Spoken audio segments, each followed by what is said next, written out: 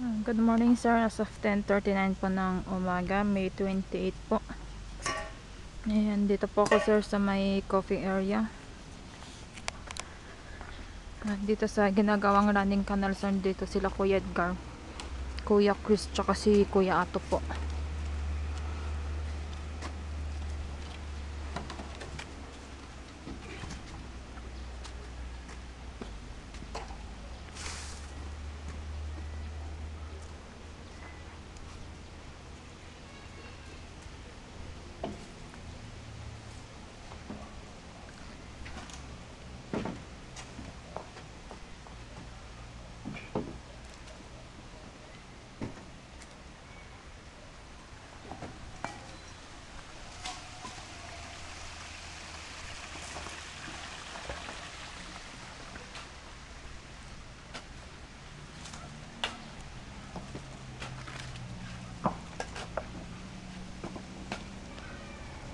Si Kuya Chris po sir yung nag-re-reprop.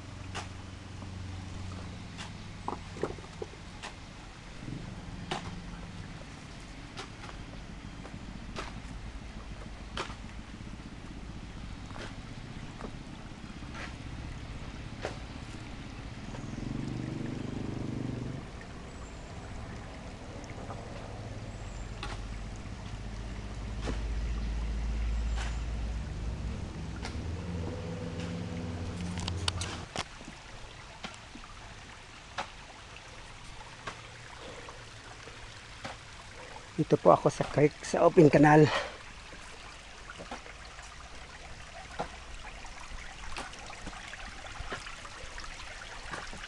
Ito po, naayos na yung isang hilera. Chris, tugsad din mga ito. Chris, saan tugsad? Ito itong kwan. Baba ka dito. Yung adobe. Ayan, doon.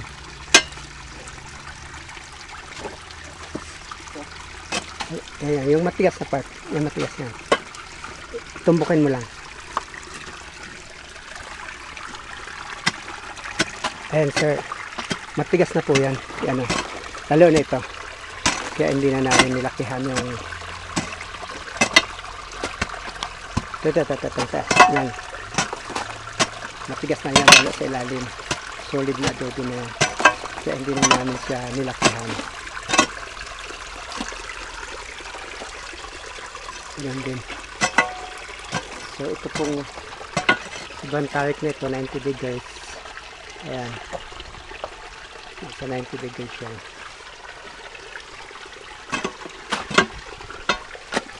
Ililipat namin yan dito.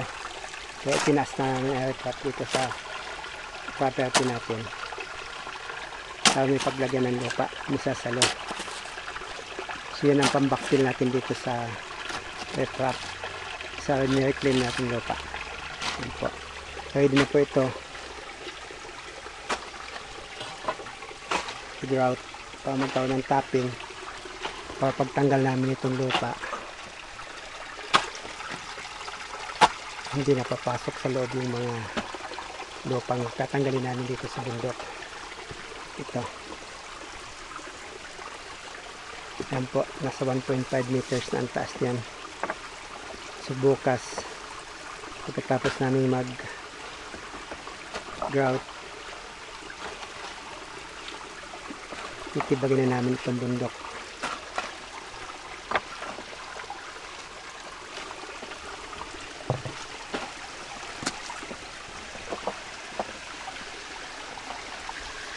Itong side dito, matigas na rin po ang lupa dyan.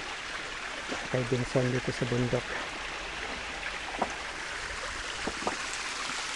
Naalis na rin po yung dumi.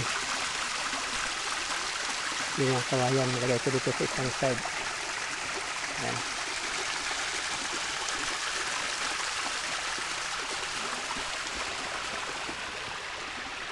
Ito yung mga tumibag na adobe. Yung babaktil namin. Kasi pag na-expose siya sa araw, namumulbos pa rin. Kaya pinambabaktil na lang namin.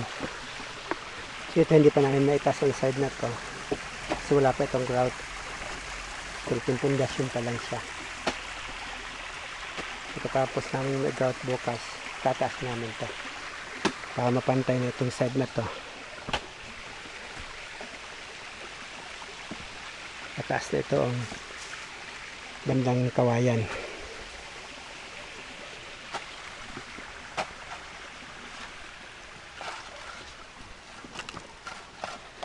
Sana umaraw na para masunog itong mga kawayan dito. Dito muna namin temporarily tinambak para pag sinunog walang madadamay kasi malaking volume siya yung kawayan. Ito po, ito kami nag-wrap kaninang umaga. Yan yung bundok na titibagin natin. Tama-tama may ilalagay tayo dito, pambakpil natin dito.